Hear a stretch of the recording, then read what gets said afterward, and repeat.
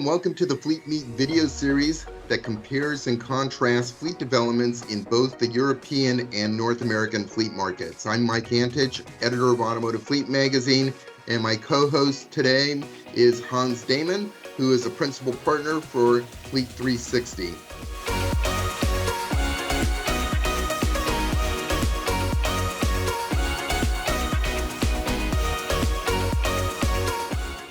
And today we'd like to explore the implications of the widespread adoption of ADAS, which is Advanced Driver Assistance Systems, and how this technology is permeating throughout the vehicle lineups and what are the implications that fleet managers may be facing. So with that, I'd like to turn it over to you, Hans, and maybe you can start off the discussion.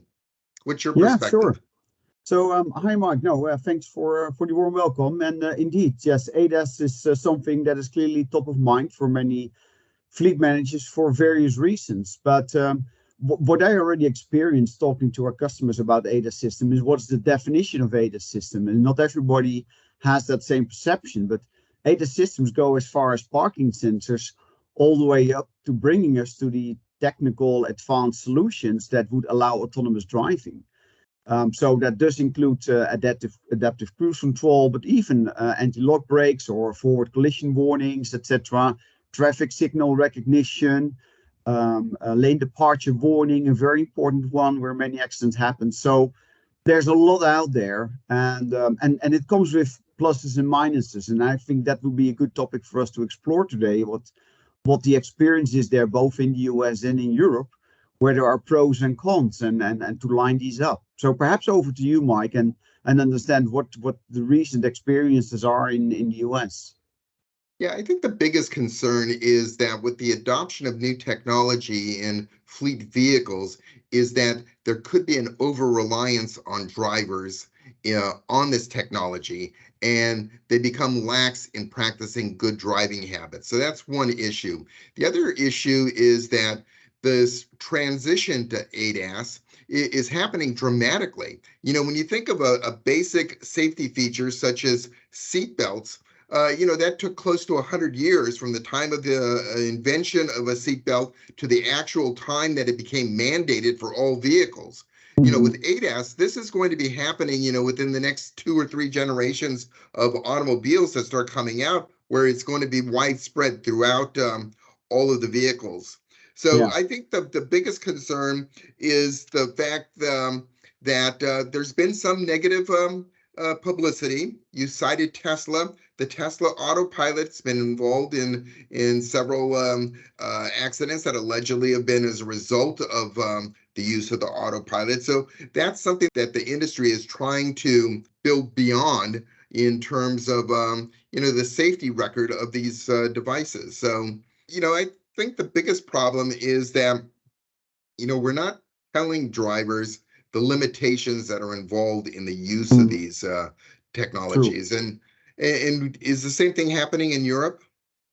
No, very true. Our biggest concern is that ADAS systems apparently are perceived as a replacement of a driver safety program. They're not. A driver safety program is about, repeating and repeating responsibilities, the dangers of driving not focused, and so on. And ADAS might make people complacent. They might think, okay, the car really does take over, and I'm good to go, and I can do something in between. But that's not the case. It's a good way to help people, to support people. Of course, the focus of the car has no time limit on it, where we are advised to at least stop every 2 hours. The computer of the car can keep on going because it just deals with ones and zeros, and there is no emotion involved, etc., etc. The thing, however, is that the systems do have their limitations. You see this with the phantom braking that sometimes happen, which can not perhaps cause a problem in front of you, but can cause a problem behind you, where when you make an emergency stop, people behind you even have to brake harsher. Or the other thing is that when road construction is going on, and then the lines on the road and so on become less clear, and the car starts to follow a line that they should not be following because they have been replaced with temporary lines, and they run into other cars without the cars thinking anything is going wrong. But it's not. It's that the human intelligence should have taken over rather than just fully rely on technology. So that is something that we need to repeat. And another challenge is that certainly in this time where there's such a shortage of supply, it's pushed into more towards a more expensive vehicle, because for smaller vehicles, putting in all those ADAS solutions might really price them out of the bracket that they should be operating in price-wise. Is that the same in the US? Is this applicable to all cars or a certain number of cars? Absolutely. It will raise, the additional equipment will raise the initial acquisition costs on a vehicle. In addition, you'll have additional maintenance expenses, because when you have what are normal fender benders or let's say a cracked windshield, that requires now installing components that have these additional sensors in them. So that's one additional cost. And then secondarily, when the minute you go and change anything in terms of an ADAS system, it requires recalibration. That's so that's the key thing. So it is putting upward pressure in terms of overall costs. But how do you quantify that? I mean, if you're saving lives and so on. But the biggest problem, I think, with ADAS system is that there's not any sort of training that goes into this. I was listening to another podcast by a group called Fleet or Safety Geeks. Safety Geeks, and it was excellent. And one of the guests was Roman Furster. He's president and CEO of RG Auto, and they make aftermarket ADAS equipment for vehicles. And one of the things that he mentioned, which was really kind of revealing, was when he went to pick up his new car, they taught him all the functions within it, even how you go about laying the third row seats flat in order to expand your cargo space. But there was no explanation at all on how any of the ADAS equipment works. Yeah. And it kind of reminds me of, historically we've had some experience with this. There's some precedents. Back in the 1980s, 1990s, when anti-lock brakes were introduced, everyone thought that was going to be reducing the accidents. But initially, just the opposite happened. Accidents actually increased because drivers were pushing the vehicles to the limit, and they thought that the ABS would then kind of protect them from these issues.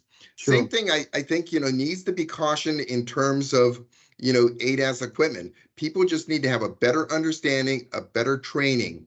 One example, I in that same podcast, the co-host, Phil Mosher, was saying the first time that he experienced, a vehicle with ADAS was in the lane departure. And, so he started feeling that vibration. He thought he was having a flat tire. Yeah. And no one had really explained that earlier. So I think that's one of the challenges and call to action for fleets is they need to do a better job in training their drivers, especially drivers that are driving an ADAS equipped vehicle for the very first time. They need to be aware of what the limitations are, what's available to them there, and so they can better protect themselves. No, very true. The other element that we have experienced here in Europe also is that people tend to switch them off again. So as soon as they start driving, they feel it's annoying to have this vibration in the steering wheel, or to have to beep, or whatever warning that you might have. And very often, if they're really annoyed by all those beeps, they should really question their driving behavior, because their beeps are there for a reason. But people tend to do then is to switch them off. Good thing, let's say, with the NCAP system and vehicles being registered with certain ADAS equipment on, the default setting in the software will always be at startup that all these systems which are activated. It's a bit unfortunate that some very important features can still be disabled in the software, sometimes a bit more complicated to get to, but most drivers that are, let's say, on a vengeance to switch them off will be able to switch them off. So indeed, that is another risk. It is something that technology should be supported with common sense communication programs from the employer to the drivers, and even tell them in their car policy or in their code of conduct to say, we don't expect you to switch them off because these systems are there for a reason. Perhaps they're not perfect yet, but at least they are a good, let's say, co-driver to help you avoid risk or mitigate risk on your behalf and those of the people around you in other vehicles. Well, it's very true. The same thing is happening here, especially in terms of blind spot monitoring and also lane departure. There are too many false alarms that come out of this that start to annoy drivers, especially if they're in congested, heavy traffic, and a lot of them just simply turn it off. So, that needs to be addressed in fleet policy, and fleet managers need to be aware of that, and ensure that people aren't defeating the purpose. There's a reason that the company invested that money in that type of technology. Yeah.